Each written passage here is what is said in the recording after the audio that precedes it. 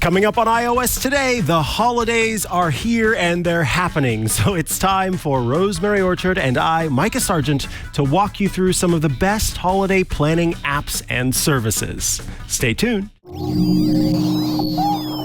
Podcasts you love. From people you trust. This is Twit. This is iOS Today with Rosemary Orchard and Mikah Sargent, episode 681, recorded Tuesday, November 28th, 2023. Holiday planning apps and services.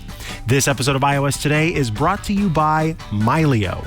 Mylio Photos is a smart and powerful system that lets you easily organize, edit, and manage years of important documents, photos, and videos in an offline library hosted on any device. Check out their limited time holiday gift bundle for a 25% discount on Mylio Photos Plus at mylio.com/twit25. And by Traceroute, the podcast for digital pioneers. Traceroute offers a fascinating glimpse into the inner workings of our digital world. Get keyed into the conversation today. Listen and subscribe to the new season of Traceroute on Apple, Spotify, or wherever you get your podcasts. Check out Traceroute now. Hello and welcome to iOS Today, the show where we talk all things iOS, iPadOS, watchOS, tvOS, HomePodOS, and look, it's all the OSs that Apple has on offer because we talk about them to make sure that those really expensive, really cool devices you buy are working to the best of their ability, that you are getting the most use out of them as possible. That's what we aim to do here on iOS Today. I am one of the hosts, Mikah Sargent. And I am Rosemary Orchard, and very excited to be adding a little festive sprinkle to people's devices just in time for the start of December when, there's a whole bunch of seasonal stuff going on, regardless of what hemisphere you're in, whether or not you're preparing a barbecue or chestnuts to roast by an open fire. There's going to be plenty of fun things that you may want to do this holiday season. Absolutely, yes. You bring up a good point, right? Because for us in the United States, we really start to lock into the holiday season around Thanksgiving. But Thanksgiving is not celebrated in every part of the world. And in some places, it's celebrated a lot earlier, like in Canada. And so some people's holiday season starts sooner, some people starts later. But we can really count on that last month of the year being the month where there are lots of holidays that get celebrated. And what comes with holiday celebrations but the troubling but still important part, which is planning, right? We have to plan for the holiday season, and we've got to make sure that that everything is ready to rock and roll, that family know where they're supposed to be, that you are, if you're going to make food, who's making what and when and how. And even as we kind of get closer, it tends to be that these are gift exchange holidays, right? The time where we choose to brighten someone else's day by giving them a gift. So it's great to kick off this episode with a great app to help you make a gift exchange system. Sometimes it's called Secret Santa. Sometimes it's called, I don't even know some of the other names for it. But Secret Santa is probably one of the best known names, where you and another person, or you and many other people, exchange gifts, but you do so in a way that you know the person that you're gifting for, but that person does not know who you are when you're giving the gift. What is your way of doing this? Because I think you are quite a pro at this by this point, Rosemary. Yeah, this is my third year organizing my work Secret Santa. So the idea being that within a group of people, if everybody buys a gift for everybody else, it gets very expensive very quickly, and it becomes a huge obligation for folks. And in some families, that's just too much stuff. And there's, a whole bunch of wrapping paper and things running around, and you end up buying people things they don't actually want because you had to buy them a gift and so on. And especially, in a work environment, you don't want everybody feeling like they have to buy everybody else a gift. And absolutely guaranteed, no matter how much you love your colleagues and love your team, like somebody will manage to accidentally forget somebody until the last minute. So what I do at work to get around this problem is I organize a Secret Santa. And to do this, I use a handy dandy little app called Elfster. That's ElfSter. And it is the Secret Santa app. So within Elfster, you sign up, and everybody who's participating signs up, at least is the idea.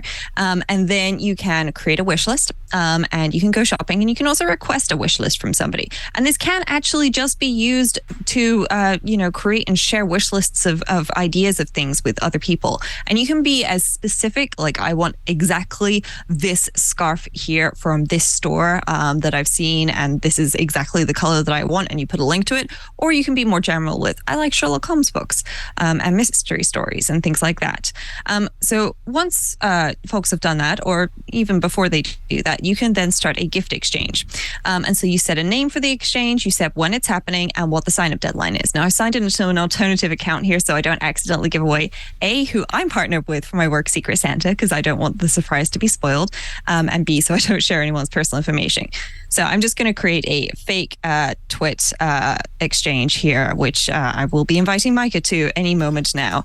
And if I could spell the word exchange, that'd be so much better. And I'm going to say this is happening tomorrow. So you better get your shopping shoes on, Mikah. There's got to be wheels attached to those. And you say yes to whether or not you're participating as well. So if you're also joining in, or if you're just organizing it, then you've got the options there. So the sign up deadline was apparently today. Oh, actually, Mikah, tell you what, I'm going to give you a whole extra day. So the sign up deadline is today, and we will exchange gifts in person, or you can say that you're doing it by mail, which means that people have to share their address as well when they're invited. And if you're doing it by mail, then you can have a virtual hangout. So you can have a virtual present opening session where everybody joins in with their cameras and opens their presents. I'm just going to say in person for this. And then I can even specify a party time and location. And then you can set a budget.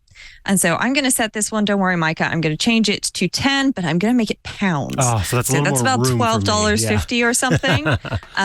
And then it has any rules or notes for other guests. And it suggests by default that people stay within the spending limit. Make sure you make a wish list to give some people good ideas, and that it's going to be a lot of fun. Amazing. So we tap next, and then we choose an image to represent this. I think we're going to do a fall one. So we're going to do these Converse attached to a pair of jeans, legs wearing jeans, in some lovely fallen leaves. And perfect. And now I have the option to invite people. And then I can also, if I want, I can add a little checkbox to say, yes, the people that I invite should also be able to invite other people. And then there's a couple of different ways of adding people to this. Now, I can invite people from my contacts, which involves sharing my contacts with Elfster. I can add names and email addresses, or my preferred method is to share a sign-up link where I then copy the sign-up link, and then I can just pop into messages or email or whatever to send it, because that way it's coming from me. It's not coming from Elfster, so people know it's not spam and so on. If they've never heard of the service before, they don't know what's going on. It's much nicer to get an email from somebody you actually know that explains things. And then I can say to use my current wish list or a new wish list, and then get on with just sending invitations.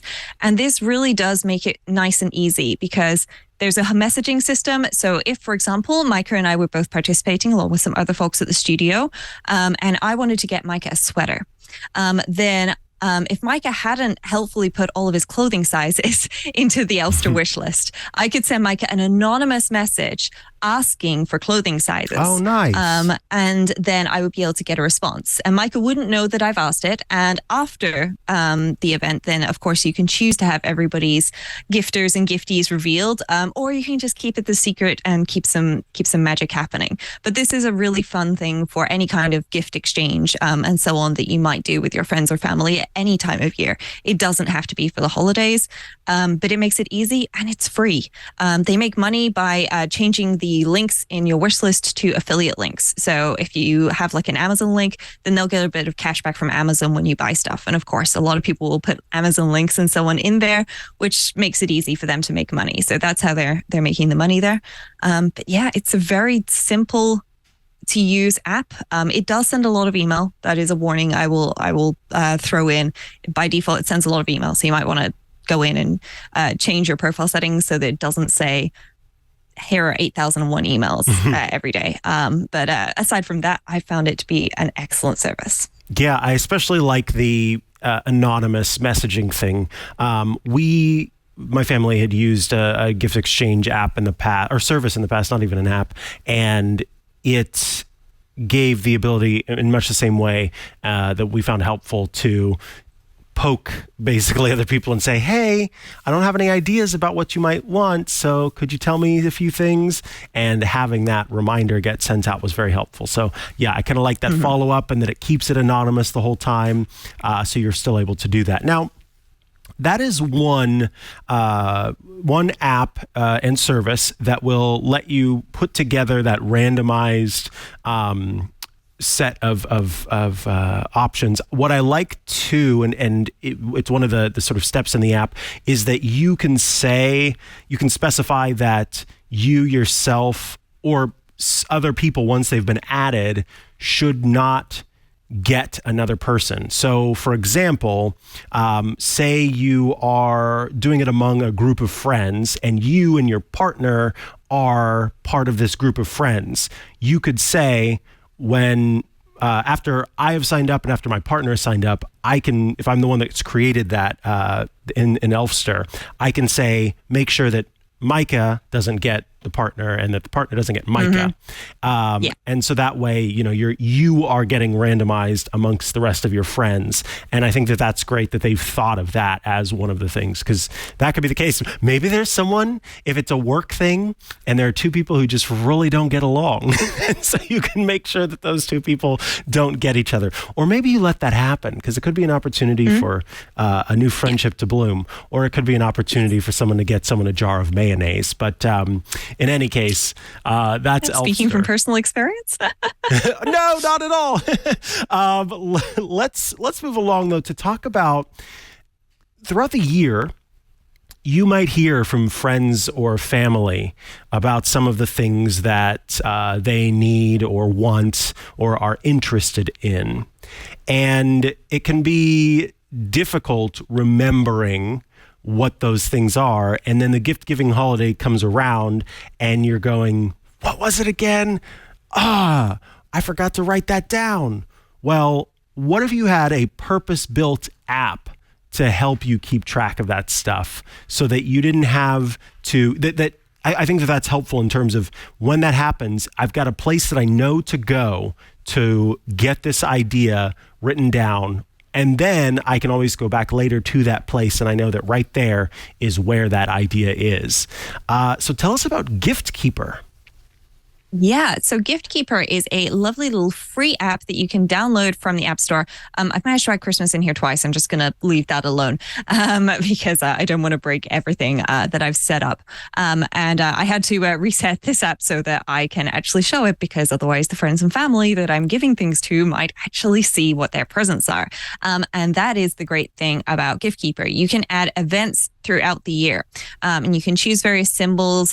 So the app is free to download, but changing things like the icons and symbols for events and so on does cost a one-time in-app purchase of $1.99. It's a very affordable little thing. So you can add various different dates here, like birthdays, anniversaries, Valentine's Day. So I'm going to have Valentine's Day. And then you can choose friends to participate in this event or not. And I'll just set that one to February, and let's scroll that to 14th and say that repeats every year. And then I can add friends in here. So I can either import my contacts, or I'm just going to create friends. So I'll just pop Danny in here as an example. So I can now go back to Valentine's Day, and I can see that there are dog vests for Mikah, and that's on the Christmas list. But what I can also do is I can add a gift idea of, I don't know, something fun, because I don't want to give anything away, and just pop that onto the list for Danny for specifically. And I'm going to select Valentine's Day there. And I can have a status on this gift. So this is currently in the idea phase. I can also say that I've purchased it, and I can also specify that I've given it.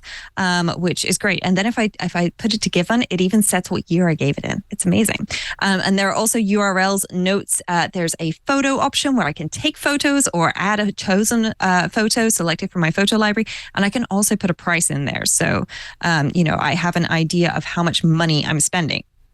So this is the events page, which has a list of events, including the ability to search and so on. And then there is the friends section where you can see friends. So under Mikah, I currently have dog vests for Henry and Mitzi because I'm thinking if I got them cute matching reindeer ones and maybe like some little collars with reindeer antlers on, because I'm not sure that your dogs would love headbands, but I'm thinking if they were like collars that with antlers on, that might work. That would definitely work. Yeah. And I can also see events that Mikah might be participating in. I can also do something like at Mikah's birthday if I wanted to. And I can also just note interests. So if, for example, I know that Mikah likes hiking, then I can pop in hiking as an interest. And this will just help me later when it comes back to, coming up with ideas. As well as the title of the interest, you can also add details. So, for example, if somebody likes board games, then you could note down that they like Wingspan and Settlers of Catan, but they're not a huge fan of Carcassonne or something. And I just really love this as a way to make it easy for me to keep track of ideas of presents for people. And then also to just keep an idea of like, how much money am I spending? What is my status for this? If Christmas is coming, and I've got a bunch of people who are in the ideas section, if I pop into this something fun and I say it's purchased, then I can now see it's purchased, but I can also see, oh God, there's still like 7 ideas here that I need to go and actually do something about before the actual event comes. And I love that this isn't just Christmas oriented. It works for any holiday. So if you celebrate Hanukkah and you're giving, multiple gifts over the course of the event, then you can have all of the different days of Hanukkah in here, or nights of Hanukkah. I believe it's actually nights. And yeah, I just love that, whatever your friends and family and you choose to celebrate, you can accommodate all of that here in the GiftKeeper app, which is the gift idea manager. And it's free with a $1.99 in-app purchase to unlock all the benefits and bonuses. Honestly, I just went and found the in-app purchase pretty much like after using the app for about 2 minutes, because I started inputting data and just went, yep, this is the app for me. Mm-hmm. This is what I want. I was doing everything in my own custom, beautiful little Airtable before, and it was fabulous and it worked great. But I had to manage it and everything. And sometimes you just want an app that just makes your life easier and does all that management for you. And that's GiftKeeper in a nutshell. A purpose-built app is just, sometimes it's exactly what you need. And with these devices where we have so much space, right, to be able to use whatever happens to be that we want, right? It's so nice to go, okay, I don't need to be as, I don't need to be as reserved. I can just go ahead and say, look, this app does this very specific thing. I want it for this specific thing, and it's great. And so I'm getting it and I'm using it. I love the App Store. I love that we can have all of these different tools in this little toolbox that is our phone. It's so cool. Yeah. Let us go ahead and take a quick break so I can tell you about another tool to have in your toolbox before we come back with loads more holiday planning apps and services. But before we do, let's talk about Mylio, who are bringing you this episode of iOS Today. We have become huge fans of Mylio photos, and right now, for a limited time, Mylio is offering a holiday gift bundle, which means it's the perfect time to get started. The holiday gift bundle includes 1 full year of Mylio Photos Plus, easy-to-use editing software Radiant Photo, and premium membership to the photographer community platform Viewbug. Mylio Photos recently dropped the year's biggest update, offering even more customization, accessibility options, and control to how you handle your digital libraries. Mylio Photos Plus offers even more by letting you connect all your devices and take full advantage of the new Shared Albums and Spaces tools to share your media with customized control and privacy. I've told you before about my initial skepticism, but I think it's important to talk about because I think that it explains why Mylio Photos rocks. When I first heard about Mylio Photos, I thought, look, I've already got an Apple iCloud photo library. I've already got Google Photos. I've got Amazon's photo service. Why do I need another place to store my photos? And then we spoke with the people at Mylio and learned about Mylio Photos. And I said, how have I not been using this whole time? Because what you get with Mylio Photos is this is a commonly used phrase, but it's so true. The one source of truth. You have your entire library of photos across all of these different services all in one place. And a lot of the stuff that's happening is on-device processing. So when it's recognizing faces, it's doing that on your device. When it's recognizing using these AI tagging tools, it's doing that on device. I love the privacy implications of that alone, but the fact that my Instagram photos, that if for some reason Instagram were to go away, doesn't matter. I've got all of my Instagram photos, and I've posted to that service for years and years and years. That my Apple photo library is there, that any photos that exist in Google Photos for some reason that aren't in my Apple Photos library, I've got those locally. I love that it is the one place where I can count on all of my photos being. I think that's what sets it apart on its own. What this new feature we've talked a little bit about before, Spaces, it lets you sort and organize files into subject-specific views. So you can have something like family or work or personal and private, and you can create custom spaces for whatever you want. This opens the door for more productive collaborations with your team or automatically sharing photos with family members signed into the account. And with remote control, you have full control over what's visible and which tools are available on each device connected to your account, no matter who it is. This is perfect for work portfolios, managing project assets, or even personal organization. You can even use Mylio Photos for free on one device. So, get 25% off your first year of Mylio Photos Plus today for a limited time. Check out the holiday gift bundle for even more great deals by going to our special URL. That's mylio.com/twit25 for your 25% discount. That's mylio.com/twit25. So download Mylio Photos Plus for free right now at mylio.com/twit25. Check it out. You're going to love it. And thank you to Mylio for sponsoring this week's episode of iOS Today. All right, back from the break, let's move along to talk about package tracking and the incredible, wonderful, so useful Parcel. I use Parcel all the time. It is an app that lets you track your products and gives you the ability to make sure that any number of packages that you're tracking across so many different services are available to you. Parcel I used to use an app called Deliveries, and for the longest time, Deliveries was my go-to app for package tracking. But as time has gone on, a lot of different online services have switched their, it's called an API, but for folks who aren't familiar with that, it's basically kind of a way, it's like a telephone, right? One app or service, in this case, the app, calls UPS or FedEx and says, hey, I need this information. And UPS or FedEx is able to pick up on the other side and say, okay, this is the information you need, and send it. And then that app gets the information and is able to display it to you. So that API has over time gotten kind of more locked down, and that has made it hard for package tracking apps to be able to continue to display package tracking information.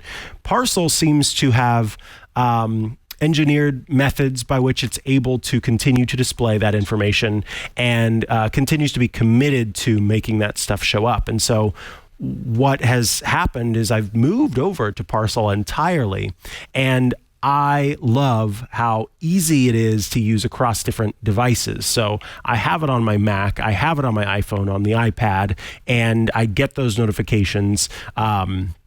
Basically, it just keeps you updated with where a package is in the world, right? So as soon as it shows up in one of these services and you get that tracking number, you can pop it in, and from that point on, you get to see, okay, it's been here, it got delivered here, it departed here, it was dropped off here. and then you can kind of mark those off as you go along. And then one of my favorite features is a feature called the Amazon integration. And essentially you use the app to log into your Amazon account. And when you do, it will automatically pull from Amazon to display the orders that you've made on Amazon. So you get them right there in the package tracking app, and you don't have to worry about going in and doing it yourself. You'll have to log in again from time to time to kind of re-up that connection, but totally worth it to me. Rosemary, I'm curious to hear how it works for you, especially because we've had folks from outside of the US mention in the past that delivery tracking apps that we've talked about before didn't work so great in other places. I believe Parcel does work quite well where you are, yes? Yeah, Parcel works really well for me, and it still does all the things like, the maps and things to tell me where parcels are and have been. This one should be arriving tomorrow. I've just noticed it still says it's in Louisville, Kentucky, but the UPS website did say it's actually in Bristol, just down the road from me, which is interesting. It's supposed to be arriving tomorrow, so let's see if tomorrow brings me an analog pocket or not. But one of the things I do love about Parcel, as well as it being integrated with like 8,000 different tracking websites, which it does a really great job of, is it has a number of settings, which I think folks should definitely check out. So you get to the settings by tapping on settings in the top left. And then there's options for things like push notifications, but you can say whether or not you want to get notifications at night, or if you only want to get important notifications, such as when a package is in the final stages of delivery or when there's a problem with it. And you can also turn on carrier color coding. So different carriers will have different colors inside of the app. There is a calendar integration as well. So you can add this to your calendar. So you can see in your calendar the days that parcels are going to be arriving, which is really handy. I just find it really handy, especially the clipboard detection. I found even if I copy the URL to track a package on a carrier's website, most of the time when I open the app, it can detect that it's a URL for the carrier's website and extract the package ID out of that tracking URL and figure it out for me. It is amazing, and I am thoroughly impressed with Parcel. The developer there has done a really great job. I agree. You, of course, can get it for free. It has an in-app purchase to kind of get the more advanced features. Another app that kind of falls into this category, I have also started to use pretty regularly because they have a really great privacy policy. And it's surprising for a company so large to have a privacy policy as such, but this is Shopify's own package tracking service called Shop. And so Shop, it has a deep integration if you're buying from a site that uses Shopify as the checkout flow. So when you go to many a website and you're going through and you get to a page, it might look kind of familiar to you as you make your purchase. Chances are well, I shouldn't say chances are, but there's a good chance that it is Shop that is the thing that you're familiar with. If you use something like Shop Pay, which is basically just a method for saving your payment credentials, then that's where you'll be presented with the option to type in a code that gets texted to you.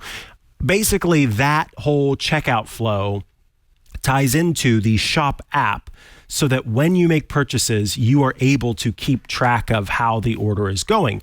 And what's great about this is you will often get information earlier on in the process than you would if you were using a third-party service. So, for example, when I make a purchase there's a place in Chicago called the Spice House, and it's where I get my spices because they source spices and they're incredibly fresh and amazing. And I think I've actually made them an app cap before. On some show, I chose it as the pick of the week because it's great. But the Spice House works with Shopify, and so if I was using, if they use FedEx, right, to send the package, I wouldn't get notified until they, make the tracking label, pay for the tracking label, and then at most I would get hey, your package is waiting to be picked up or delivered to the carrier, and then it would go.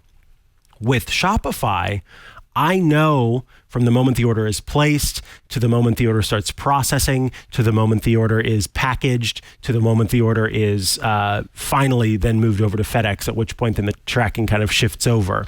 So they can do these deep integrations if the shop itself has taken advantage of the deep integrations that Shopify provides. So that's why sometimes it can be great to use Shop over something like Parcel, because you'll get even more information about what's going on. And there are also some deep integrations if you need to do returns, where you're able to use the Shop app to make that return and track the return the whole time. And it all just kind of gets locked in. It's very clear where something is. And I quite like that, that Shop provides all of that information. Anything quick you'd like to say about Shop as we kind of keep chugging along here?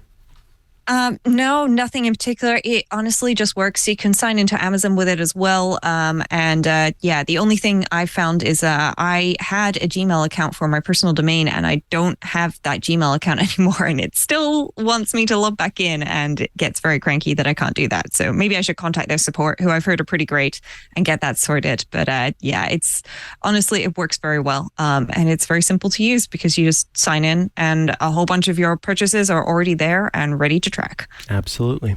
And then, yes, we would be remiss if we didn't point out that it's a very new feature, and I have not seen too many services that make use of it, but you can track orders and purchases in Apple Wallet when a site makes use of this system. So when you place an order from a participating merchant, then you will, in many cases, be able to automatically track those orders. Those are Apple Pay purchases that are made on devices with iOS 16, iPadOS 16, macOS 13 or later. And then manually, you can do that in apps with iOS 17, iPadOS 17 on the web with devices using iOS 17 or iPadOS 17 or macOS Sonoma. So sometimes if it's basically 16 or newer, macOS 13 or newer, and then for the manual option, you'll see a Track with Apple Wallet button that you can press that will then bring up that order in your device. So it is something that you're able to do. I will say that I have like tried to find a purchase I could track with Apple Wallet. I have yet to come across one. So it's not something I've been able to try out yet, but allegedly it's possible.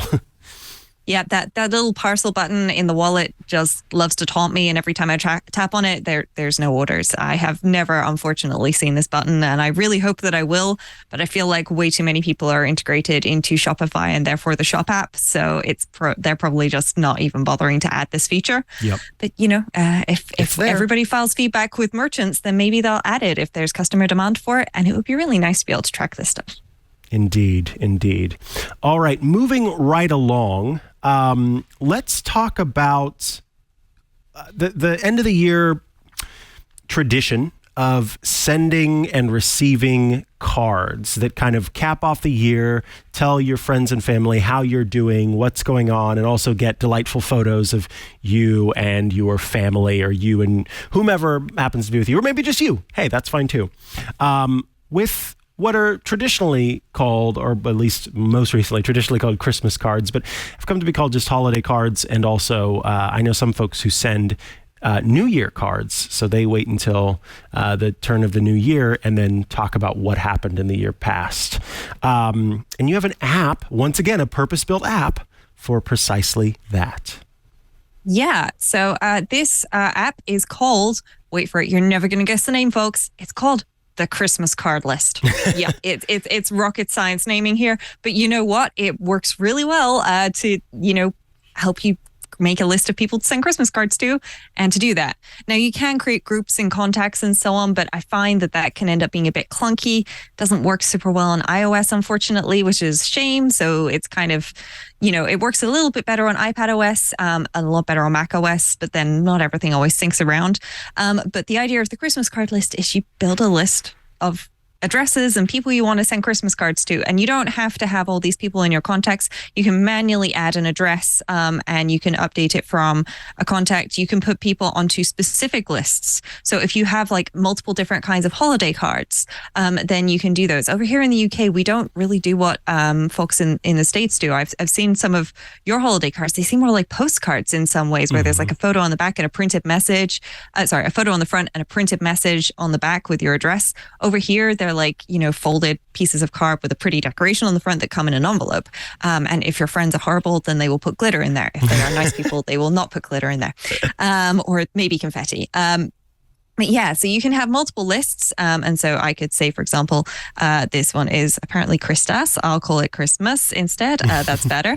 And then I can just add this contact to it. And I can choose to hide that when printing. I can add the family name or the sorting name. And I can specify sent and received. And received is really useful because I don't know about you folks over there, but I know my parents for years were having issues where they'd send out loads of Christmas cards and they wouldn't necessarily get a huge number back. Now, some of this was down to moving. So they spent like 5 years after moving house reminding people of their new address.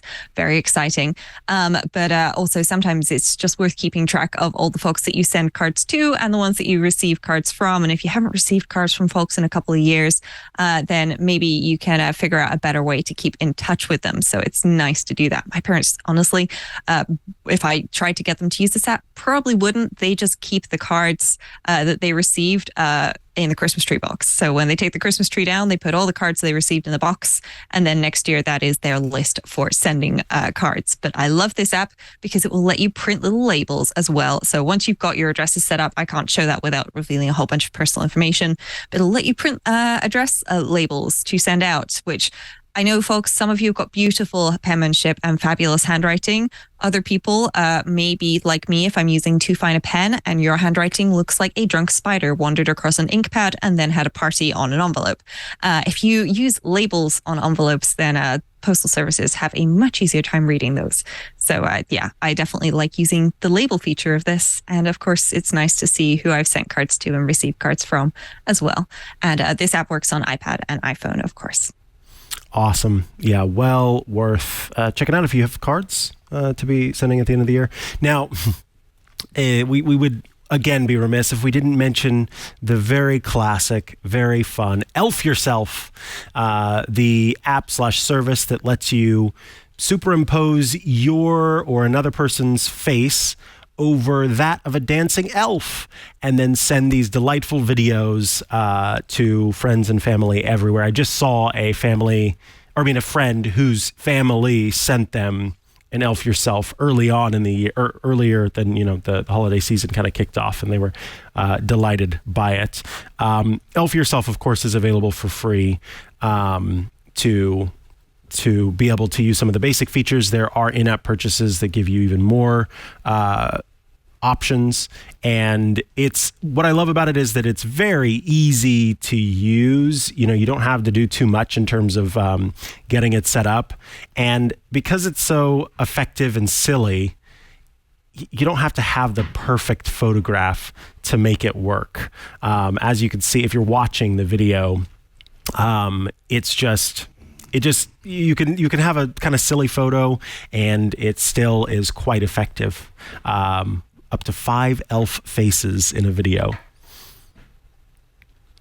Yeah, so you can just pop your face in and you can pinch to zoom, you can rotate and so on as needed. And then you tap next. You can choose more people and then you just select Let's Dance and you choose a style and it will go off and create a ridiculous video for you. So there we go. That's that. I'm going to turn that off because I don't want that music playing very loudly in my ear right now. But yeah, it's lots of fun. It's very silly. You don't actually have to send it to people. Honestly, I like to keep this one installed on my devices because it's very entertaining to snap a picture of somebody, over a meal and then immediately just pop them into a video and show it to them. And that's, you've been elf. Yeah. And you're there dancing right along with them. So it's equally embarrassing for all of you and very entertaining whether or not you celebrate Christmas. Alrighty, then we can move along to talk about some cooking options. I will just briefly, as I always do, give a shout out to Paprika. It's currently in version 3. Leo and I have used this app for years as our means of collecting recipes. I'm not even going to show it because, again, we've talked about it so much on the show. It's available for $2.99 to purchase, and I find it to be a wonderful app that does a great job of parsing online recipes. So when you go to one of those sites that has 95 pages of story leading up to the actual recipe, I don't have to do anything except hit that share sheet at the top, tap on Paprika, and then it'll pop into Paprika. I can get the information and I'm good to go. I just used it during Thanksgiving for some recipes. And then I'm also a person who likes to have, who apparently likes to throw around microphone cords, but who likes to have the physical recipes from time to time. And I like Paprika's formatting for index cards or for, full sheets of paper to be able to print out the recipe exactly as you want it. So that's a brief shout out for Paprika. You should give a shout out for the other app that both of us have used, and still to this day, so cool, some of the gestural stuff built into it. Yeah, so the app that I love is similar to Paprika. It's called Crouton. And yes, both of these are foods that you'll find in many kitchens. But Crouton is a great app from a lovely little indie developer. It's got meal planning and so on built in, but it also has a hands-free cooking option where you can use gestures to interact with your phone, and it'll show you like a step from the recipe. It'll take over the whole screen of your device on an iPhone at any rate. It'll take over the whole app page on an iPad. But then if, for example, you need to see the ingredients list, you can just open your mouth and you can wink or nod your head in various ways to get it to move to the next page, so you don't have to touch your devices while you're cooking, which I absolutely love about that. But I know a whole bunch of folks have recipes that they haven't digitized, and they don't really care about putting all their recipes into apps and so on and having shopping lists built automatically from things because, they're good at doing that. But planning a whole meal and getting, everything done so that you do all the things at the right time, that can still be, when you've got multiple dishes on the go and maybe other people are also going to cook things and so on, that can be a little bit challenging. And you can sit there with a good old-fashioned piece of paper and a pen and work it out. But there's also a great app, which is only $1.99 to download, called the Easy Cooking Timer. And the Easy Cooking Timer, I've only got the sample meal in here right now. But what you can do is you can add various things to your meal. And so you can then see the steps. So you can see that I need to preheat the oven for, in this case, it's just set it to 45 seconds. And then cooking the chicken, roasting a chicken in 9 minutes and 15 seconds. That is one pre-cooked chicken that is already at room temperature. I would not recommend eating that. That sounds like a recipe for food poisoning. But I can see that there are various different samples. So I can boil some water for 2 minutes, and then I can boil the carrots for 4 minutes. Roasted potatoes is 6 minutes, and peas, boil water and then boil them for 3 minutes.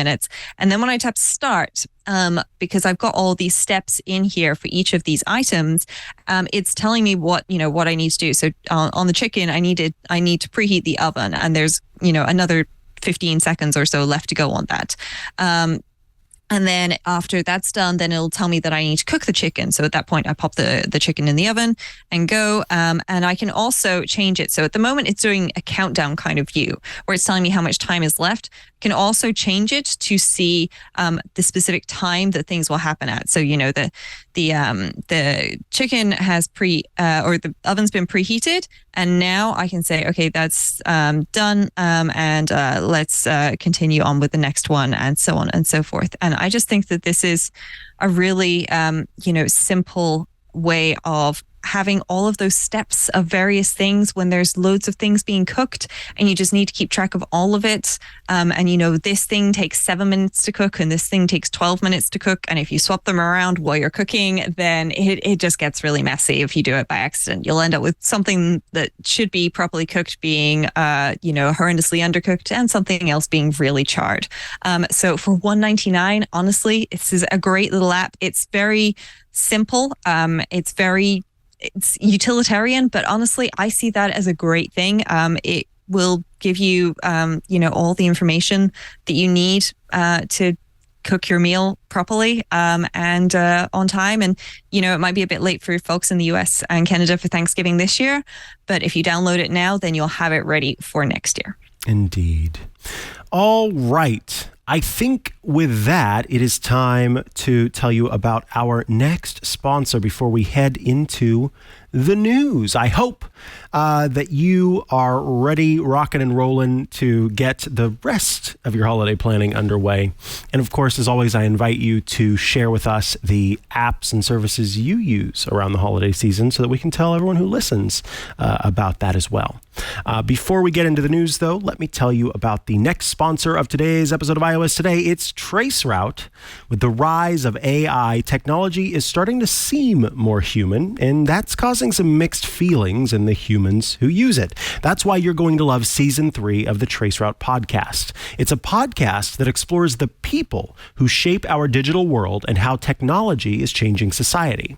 The new season of Traceroute is already tackling questions like, why do we talk to AI but not to our toasters and cars? And how long does it take to become besties with AI? I think it's important that we really examine AI as it is now and as it continues to grow, particularly this generative AI craze that we're in the midst of, because we need to understand it and understand how it is separate from humanity, but also how the way that it's been created is by human beings themselves. That's kind of what Traceroute gets to. In every episode of Traceroute, expert technologists peel back the layers of the stack to reveal the humanity in the hardware.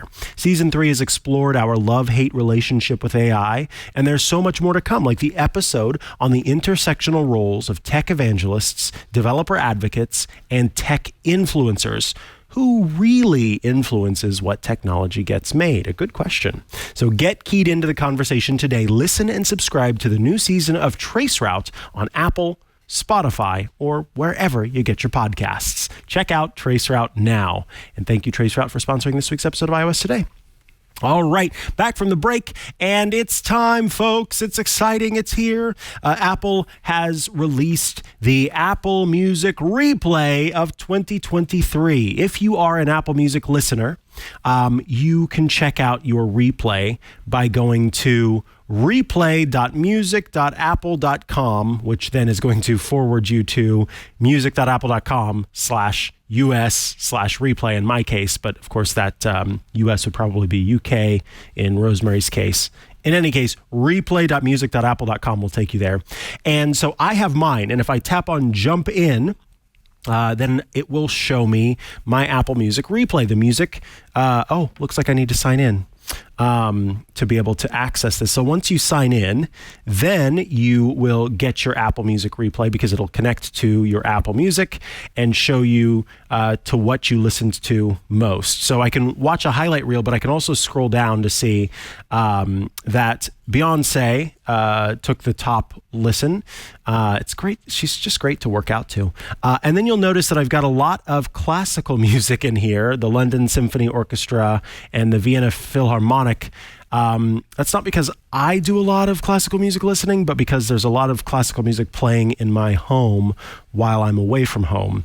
Yes, my dogs listen to classical music. Maybe you should turn off the tracking music playback on that the device. HomePods. That's a great idea because then it gets in the way. I'm not surprised to see Trent Reznor and Atticus Ross as number 5. That's because I listen to the Social Network soundtrack a lot when I'm trying to get into a flow state. It is really good to have in the background. And Cosmo Sheldrake also makes the list. That's another one that I expected to make the list, as I've listened to Cosmo Sheldrake's most recent album just on repeat so much. But down here you can see the top songs. Tell It to My Heart by Taylor Dayne takes number 1. I needed to memorize that song for reasons, and so I'm not surprised to see that as the first song on here. Number 5 is No Ordinary by Labyrinth. I do quite like that song, so I'm not surprised to see that there as well. And then Envy it also makes the list. I'm kind of filtering out the different classical, but there it is. The Social Network, of course, has that top listen with Alt J's An Awesome Wave to come in at number 5. So you can kind of see what your year in music looks like, but you can also watch a highlight reel. I'm not going to play that because then there'll be music and stuff to kind of see what your music was. I will say that this to this day is still not as in depth as what Spotify offers. Spotify does this thing where they kind of give you a musical archetype, and they really try to play to kind of the cultural aspect of music, which you don't see as much with Apple Music Replay. But Rosemary, you have yours, I think, as well. Yeah, I do. And I'm not in the US, so I don't have like videos and stuff, but I think that may also be down to the various songs in this playlist, because, you know, I've got like a lot of Fleetwood Mac and Blondie and Queen and so on in here, because I'm all about the classics, apparently. You know, who doesn't want some Belinda Carlisle in there in Summer of '69? So yeah, I don't have a playlist, a music video. I just have a playlist. And I went to music.apple.com/replay, and then that opened on my phone. But the other options weren't working for me. So that might be worth looking into. And I can choose to add this to my library, which is interesting because this should already be stuff in my library, because I pretty much only listen to things in my library because I add it to my library and then listen.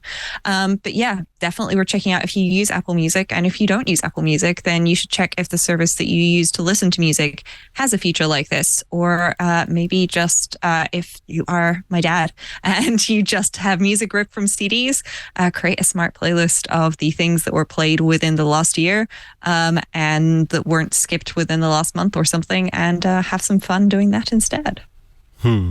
All right, let's see what we have next. So after Apple Music Replay, Apple has also announced the year in review for books and the most popular podcasts of 2023. So with the year in review for books, the site talks about the kind of top books of 2023. That made the list, and so you can go through and kind of see what books ended up being of most interest to folks. And so yeah, if you are after some new titles to check out, then you can learn more there. The top nonfiction books include... Yeah, there's personalized highlights as well of your books that you've read and audiobooks that you've listened to, with total time spent reading, longest book or audiobook, and your most read author and genre, which is lovely if you're using that. I can see the top nonfiction books include Spare by Prince Harry. I'm not surprised to see that. And The Woman in Me by Britney Spears. And then it's also got those audiobooks too, so you can see if that kind of overlaps. And then as far as podcasts go, once again, you can go to apple.com/newsroom to see the kind of full announcement on that. I more pulled out the list of shows. The top shows include Crime Junkie, Dateline NBC, Up First, and Stuff You Should Know. And then top new shows include The Retrievals, The Deck Investigates, Murder in Magnolias, and then Wiser Than Me with Julia Louis-Dreyfus. I've never heard of any of these. But I do like Julia Louis-Dreyfus, so maybe I'll have to check that one out. Oh, and look, there's iOS. No, I'm just kidding. So yeah, you could check that out in Apple's newsroom to see those top shows, and maybe you'll find one you'll want to listen to. All right.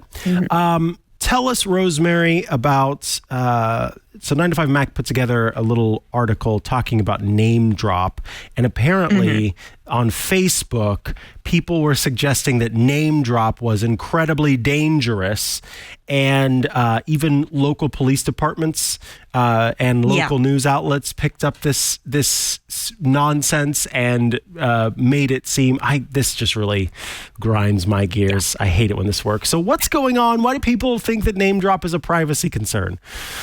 So some people apparently only watched the WWDC keynote clip or the iOS 17, iPhone 15 release keynote with a clip where two people grab two iPhones. Yes, I happen to have two iPhones here. They touch them together and ta-da, contact information is exchanged. Wait for it, folks. that's not it. So it looks like that in the video. Apple did a really great job of making this seem really smooth and like there's absolutely nothing that you need to do. That is not true. What happens is when you have two NFC-enabled iPhones and you tap the tops of the two of them together. Now, this is not going to work because I've actually disabled it on this because this is just a device that I have running around at home for testing. But when I have the two of them, I tap them together, then it would pop up the option using my contact card to share my contact information. So to start with, both phones have to be awake for this to work.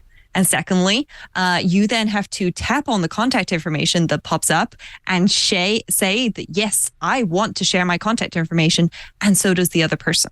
This cannot be initiated by a single person with one phone that is locked and, basically inactive. So both people have to agree to share their information, and then a little animation pops up, and ta-da, it will then, at that point, share your contact information. But it doesn't just magically do it when you touch two phones together. This is not the privacy threat that people are reporting that it is. I don't quite understand why police departments, sheriff's departments, law enforcement people who should know better are not just going, hang on a second, let me just check the support documentation here. Oh, no, this is misinformation. Let's not spread misinformation because it means that, guess what? We're not going to trust them when they have something important to say next time. It's the boy who cried wolf all over again. Only this time it's apparently the sheriff's department. The sheriff who cried wolf. Yeah, you can disable this feature, but honestly, I wouldn't disable this feature. Instead, I would take a moment to get in touch with your friends, your families, your loved ones, and make sure that they're not randomly going around disabling things on their devices or enabling things and then wondering why stuff doesn't work quite right. See also my dad, who managed to enable Apple Music library syncing again and then complained that his phone wouldn't sync music when he plugged it into his Mac the other day. Parents, gotta love them, but they do keep me busy. This is a lovely feature. It is not a privacy concern. It's not a security issue. As always, check to make sure that you're not spreading misinformation before you share things like this around. And also make a point of checking the big Apple News websites, 9to5Mac, Mac Rumors, iMore. They're all good with this sort of thing, and they will make a point of at least attempting to search the Apple support website before just posting something about big privacy breaching feature has landed. So I think we're safe with NameDrop. And just remember, Apple are working on keeping us safe. There's a reason why AirDrop for everyone only works for 10 minutes now. All right. And then lastly, there are some new Ikea sensors that are available. And Rosemary, how many have you purchased? So far, I have purchased none, but that's mostly because I already have sensors for all of these kinds of things. I know some of you love smart home stuff. Some of you are smart home curious folks. And Ikea offer a great range of affordable smart home devices, which you just need to grab the Ikea hub, which is the Dirigera. I'm not sure how hard that G is in it. You can pick up the hub and then you can connect these sensors to it and it all works in HomeKit. And I wanted to specifically mention this because I know a lot of folks who watch the show travel at this time of year to go see friends and family. And one of the things that Ikea has added is a water leakage sensor. So if you are in an area where, it gets really, really cold perhaps, and there's a risk of some pipes freezing and perhaps a water leak happening in your house, you can pick up one of these sensors for less than $10. Granted, you'll need the Ikea hub to go with it, but then you can also get motion sensors and things like that as well. You could even get some smart plugs for lights and put some lights in your house on a schedule so that it looks like people are home. And then, you can check in and make sure that there's no leaks, no doors and windows have opened. Definitely worth looking into. These shouldn't be out. These aren't out, I don't think, just yet, but they should be coming out soon. If you are interested in this, you can always look at the Aqara options as well. Those are also very affordable. AQARA is Aqara. They're available on Amazon. But I just thought it was worth mentioning that IKEA are going to be adding that as an option. Awesome. All right, let us move right along. I can hear the music. It's time for Shortcuts Corner.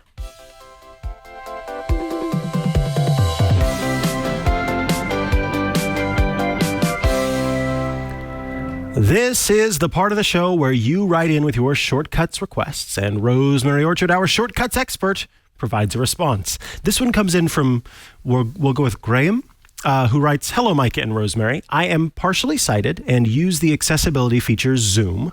I was wondering if it was possible to make a shortcut automation that will disable Zoom when it's connected to a charger in standby and enable Zoom when it's disconnected from a charger in standby. I listen to the show every week and find the show very informative and entertaining." From Graeme. Thank you so much for writing in. Thank you for watching.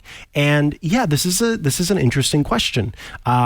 Can I turn off Zoom temporarily when I am charging and in standby, and then have it turn back on when I am no longer charging and no longer in standby? Yeah, so this is a great question, and we can do some of this. So unfortunately, we can't specifically detect that your phone is in standby, but we can detect when your phone starts charging and when your phone stops charging. So Graeme, if you're willing to take when my phone is on charge, I disable Zoom, or Zoom gets disabled. And then when I take my phone off charge, Zoom gets enabled. We can do this. And I wanted to show this because there's a whole bunch of great accessibility features that you can turn on and off using the Shortcuts app, including things like having the flash on your camera flash when you get a notification, that I think is really lovely. So to start with, inside of Shortcuts, go to the automation tab, and then you tap on the plus to create a personal automation. And then here we've got a whole bunch of options, but what we are looking for specifically is the one that says charger. And then when we'll use just is connected, and we'll change this to run immediately, because we don't want to be asked whether or not we should be running this. It will kind of defeat the point. Now, I'm going to create a new blank automation here, but you could create a shortcut that does this instead and run that. But what I will do is I'll tap into the search bar at the bottom, then I'll select apps and do a little bit of scrolling. Okay, it's a lot of scrolling. I have all of the apps and all of the ones with shortcuts actions. But when we find the settings app in the app section, then we'll see that there are some settings here, like changing our background sound and stuff like that. But a lot of these are actually accessibility related, which I love. I love the fact that they're bringing accessibility front and center. So I can actually say that what we are going to do is we are going to use the set zoom option. So if I tap on the little info bubble, then it explains what zoom is, which is it's magnifying the whole screen. And I'm just going to add this to my shortcut. Now, by default, it's turning this on. So what I need to do is I need to tap on the off, because I'm saying that when my phone is connected to the charger, I want to turn Zoom off, and I'll tap done. And then I just do the exact same thing. I create a personal automation. I say when my phone is disconnected this time, and I need to make sure I uncheck is connected and change that to run immediately. And then I'll create a new blank automation. And this time I'm going to cheat, folks. I'm going to tap into that search bar and I'm just going to type the word Zoom. And then I can see settings Zoom, and it'll have turn Zoom on. Now, some folks with eagle eyes may have noticed, if they're watching the video, that the turn word in turn zoom on is also blue. So just the same way as I can tap on and change it to off, I can tap on turn and change it to toggle. Now, I'm not going to recommend that you do this, because you may end up in a weird situation where you've turned Zoom off manually for some reason, and then it ends up in a weird state where you then have to go in and manually change it. So by doing this, we'll just have it set the Zoom on when my phone disconnects from the charger, and that's it. Very simple, very effective. And as long as you are going with, if my phone is on charge, it's in standby mode, this is going to work great for you. So the other options that I wanted to mention are just some really lovely features inside of the settings shortcuts action. So for example, you can have the magnifier. You can also set assistive touch or audio descriptions. You can also invert your phone screen. You can toggle on the LED flash. So when you get a notification, whether or not this flash lights up, you can set live captions. You can balance the sound left and right for folks. You can change the sound that should be recognized, and all sorts of really great things.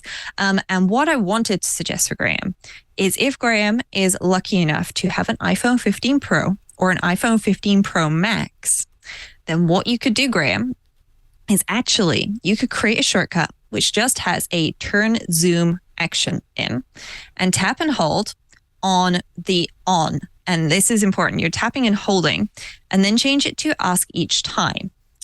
And then what I'm going to do is I'm going to say adjust zoom setting is the name of my shortcut action. And then, if I could spell the word setting, this would be so much better, but I'm trying to talk and type at the same time. So I've just created a shortcut called adjust zoom setting. That's all. But now inside of the settings app, you might be able to guess where I'm going, because I mentioned iPhone 15 or 15 Pro and 15 Pro Max action button. You can change this so that you can actually have your action button adjust your zoom setting. So when you then press and hold on that button at the top of your phone, it pops up and it asks you, do you want your zoom on or off? And that's it. And then it will adjust the zoom on your device for you. So my zoom is now on. Everything's a bit bigger. And if I, that's not going to work because I've just changed it to be the magnifier. Whoopsie. So I'll have to fix that. There we go.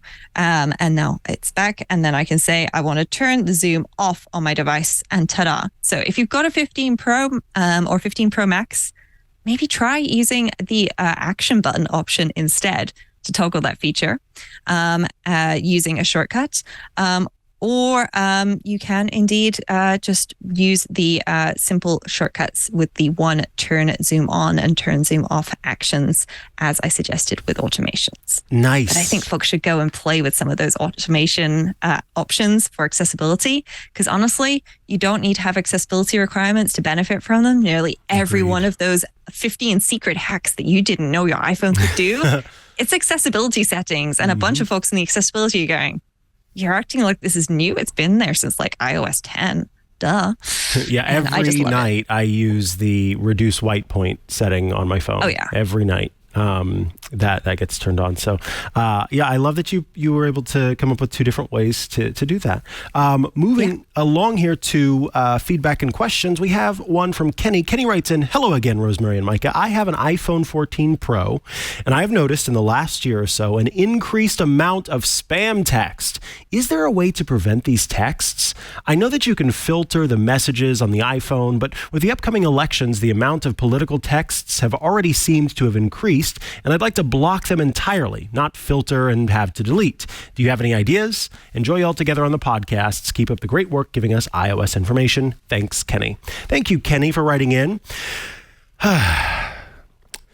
So, filtering is your main option. Yes, you can say when texts come in, if they are from someone I don't know, if they're from an unknown sender, then go ahead and kick those to a special area that is broken away from my main texts.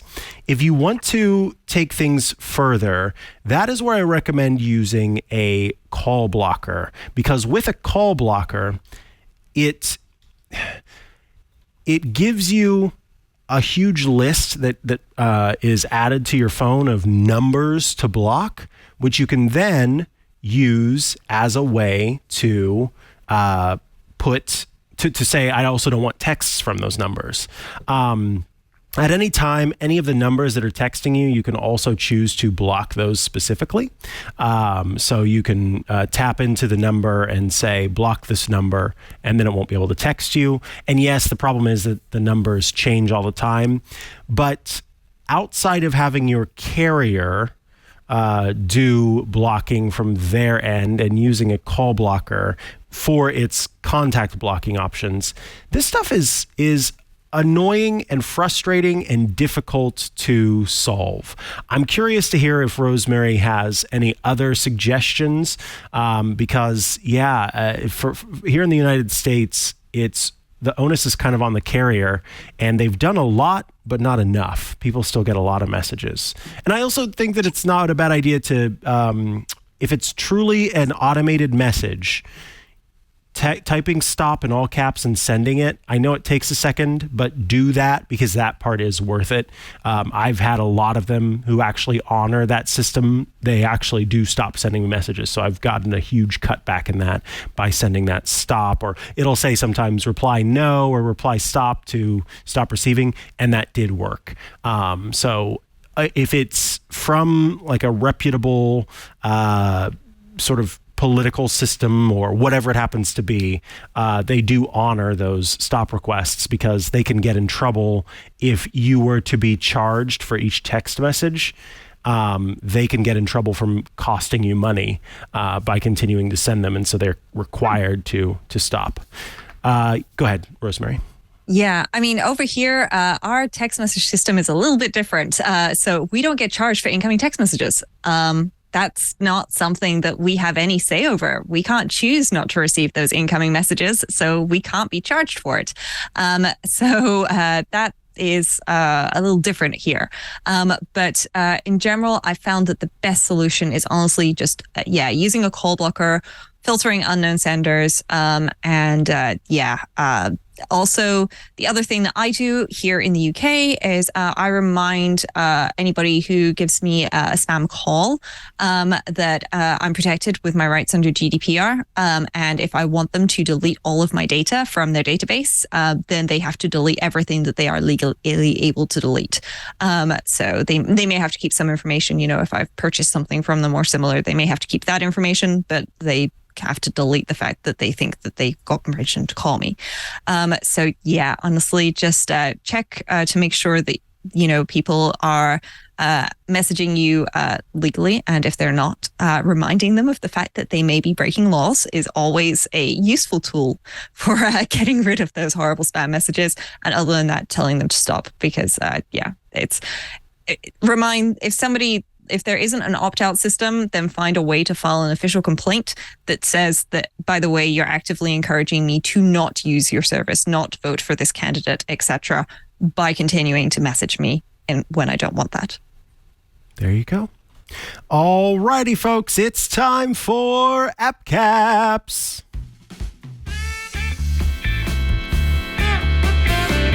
This, of course, is the part of the show where we place caps atop our heads to honor our app and or gadget picks of the week. These are apps and or gadgets we are using now or have been using for some time that we think are great and therefore want to share with all of you so that you too will check them out.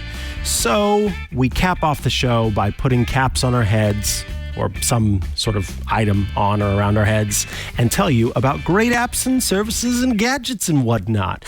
Rosemary Orchard, tell us about the cozy cap atop your head and tell us about your app or gadget pick of the week. Yeah, well, the cozy cap atop my head was picked up because it was very cheap, but I want to steal the knitting pattern off of it because it's a really lovely gray knit. It's got a little bit of a brim in the front, but then the back is just it's quite large, but it sort of pads down. And it's got a really gorgeous fleece lining, and I just love this style. I think if I maybe knitted my own in some kind of variated yarn that kind of goes between turquoises and purples, that could look absolutely amazing. So I'm going to steal the knitting pattern off of this hat. That's why I bought it. So that's my hat. It's great. It's knit. It's very warm. So I will probably overheat during this segment of the show, but that's okay. I will suffer for you folks because I have a great little app. It's actually an iOS, a macOS Safari extension for you folks. So this is Browser Note. Now, I don't know if you've ever had this, Mikah. It happens to me quite often. I want to remember something on a specific website, and I want to be reminded of that when I open the website so that I can see oh yeah, don't forget you've got a discount code on this website, or you've got a $25 voucher for this place, or next time you're ordering something from this store, you wanted to get this, but they didn't have it in stock last time, and you don't want to pay postage for just that thing. I'm doing shopping related ones because obviously, we're talking about holiday preparation here, but this can also just be useful for, other things as well, like keeping track of what shows you wanted to watch next on a streaming service without adding it to your up next and potentially getting a bunch of spoilers in there. So to use this, you download the app called Browser Note. It's 99 cents, and you enable it in settings, and then you go to manage extensions. So sorry, this is in Safari. In the address bar, there's a little sort of puzzle piece. When you tap on that, there is manage extensions, and then you can actually enable Browser Note, which is somewhere in here. There it is.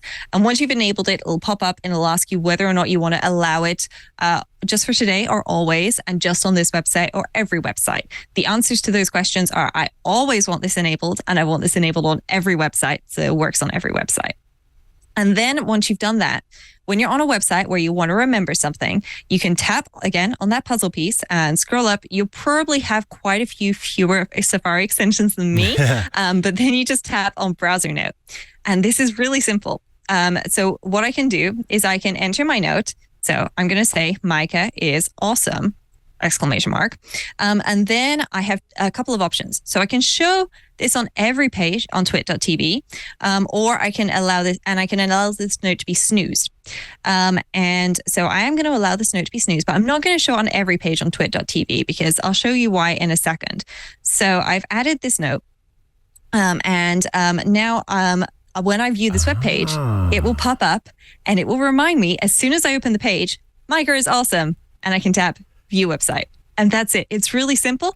It just pops it up over the front of the, over the page that you're looking at so that you see this thing immediately. It's not like floating in a corner, like one of those ads or chat things that you can't get rid of or something like that.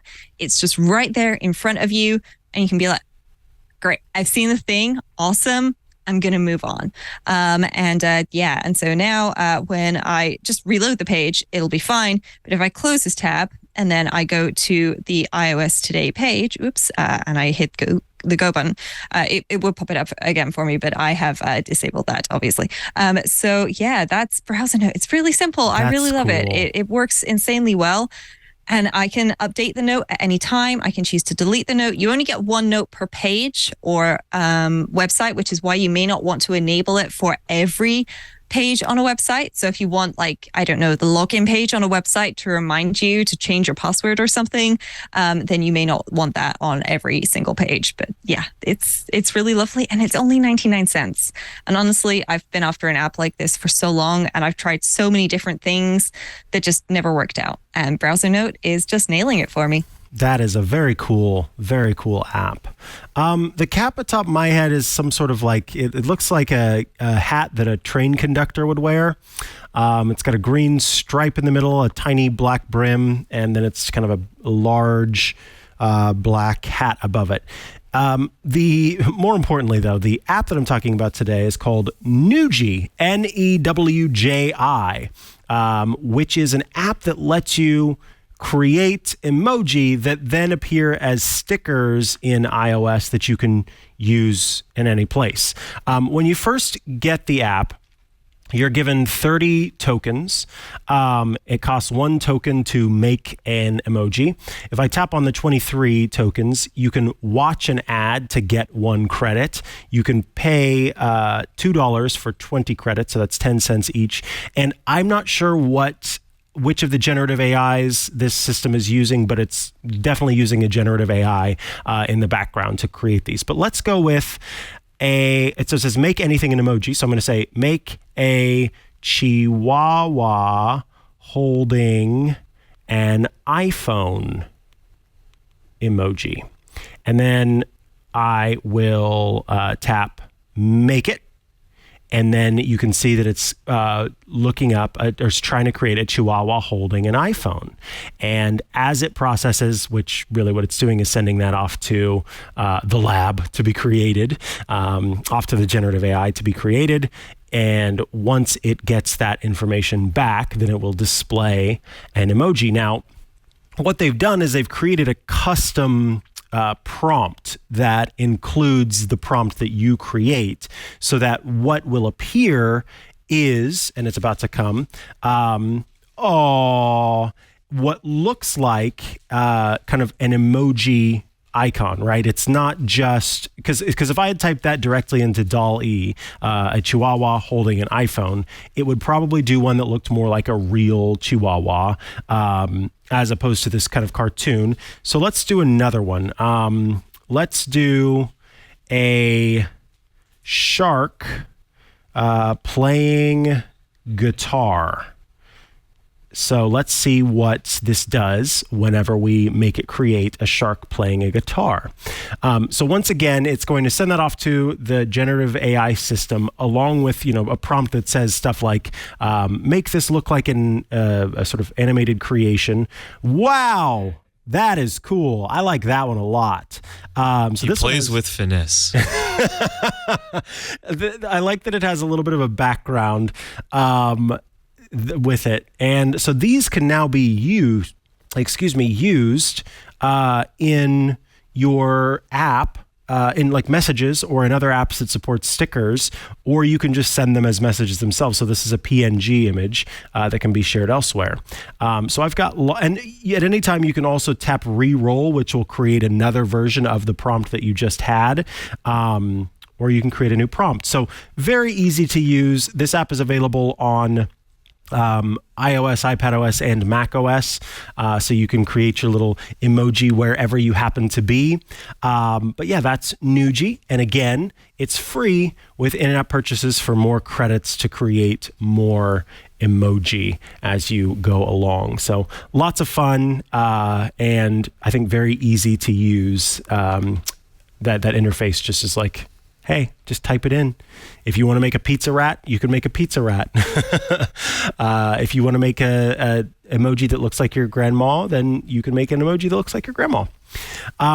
All right, folks, that brings us to the end of this episode of iOS Today. If you have questions, comments, concerns, shortcuts, corner requests, feedback, etc., send that to iostoday@twit.tv. We record the show live every Tuesday around about 9 a.m. Pacific, which is 12 p.m. Eastern, so you can tune in live to watch us at twit.tv/live. Okay. When the show is live, you can go to twit.tv/live to get the link to YouTube where we're streaming the show live. If you'd like to watch us create the show, you should join Club Twit, which I'll talk about in a moment, where you can actually join a live stream to see things that are coming in sooner than you get if you watch the show live while you watch it on YouTube. I know, a little confusing, but the best way, honestly, to get the show is by subscribing to the show or following the show, which you can do by going to twit.tv/iOS. When you go to twit.tv/iOS, you will see links to subscribe to audio or subscribe to video. There, you'll be able to click on your podcast player of choice. So it could be Apple Podcasts, it could be Pocket Casts, it could be Overcast, wherever you happen to be, you can join the fun by subscribing to the show in audio or video formats, and it will come to you as soon as it's packaged up nice and pretty by our editor, Kevin, and available to you in your podcast app. Again, that's at twit.tv/iOS. Now, I mentioned Club Twit. Twit.tv/Club Twit. $7 a month, $84 a year. You're going to get a lot of great stuff. You will first get every single Twit show ad-free because you are, in effect, being the sponsor of the show. You are helping us create this content by supporting it. So for $7 a month or $84 a year, you get every single Twit show ad-free. You also gain access to the Twit Plus bonus feed that has extra content you won't find anywhere else. Behind the scenes, before the show, after the show, special Club Twit events get recorded and published there. So as soon as you join, you're going to have access to a back catalog of lots of great stuff and access to the members-only Discord server. A fun place to go to chat with your fellow Club Twit members and also those of us here at Twit. That is also where you can see more of the live creation of our shows. By joining the Discord live stream goes on sooner than the YouTube live stream, so you'll see more of the shows being made. So if that's always been something that you enjoy, that's the way to get that. Along with all of that, as if that wasn't enough already, you also are going to get some Club Twit exclusive shows, including the Untitled Linux show, which is a show all about Linux. You also get Hands on Windows, which is a short format show from Paul Thurrott that covers Windows tips and tricks. Hands on Mac, which is a short format show from Mikah Sargent, that's me, that covers Apple tips and tricks. And Home Theater Geeks from Scott Wilkinson, a great show including interviews with home theater folks, reviews, questions answered, troubleshooting. I mean, so much great stuff. Scott Wilkinson puts together a great show every week. And you will also gain access to AI Inside, the show from Jason Howell that covers all things AI. Twit.tv/Club Twit. Sign up. It's the holiday season. Get that geek in your life a subscription to Club Twit. They will thank you. Rosemary Orchard, if folks want to follow you online and check out all the great work you're doing, where should they go to do so? The best place to go is rosemaryorchard.com, which has links to all the places where I am on the internet, and of course social media sites, and books, podcasts, etc. And of course plenty of apps. Other than that, I'm usually hanging out in the Club Twit live chat during the show as well. What about you, Mikah? You can find me at Mikah Sargent on many a social media network, or head to chihuahua.coffee. That's CHIIHUAHUA.coffee, where I've got links to the places I'm most active online. Folks, thank you so much for tuning in to this week's episode of iOS Today. We appreciate you. We think you're awesome. And we are looking forward to seeing you again next week. But until then, it is time to say goodbye, and we'll talk to you soon. Bye, folks. Come join us on This Week in Enterprise Tech. Expert co-hosts and I talk about the enterprise world, and we're joined by industry professionals and trailblazers like CEOs, CIOs, CTOs, CISOs, every acronym role, plus IT pros and marketeers. And we talk about technology, software plus services, security, you name it, everything under the sun. You know what? I learn something each and every week, and I bet you will too. So definitely join us. And of course, check out the twit.tv website and click on This Week in Enterprise Tech to subscribe today.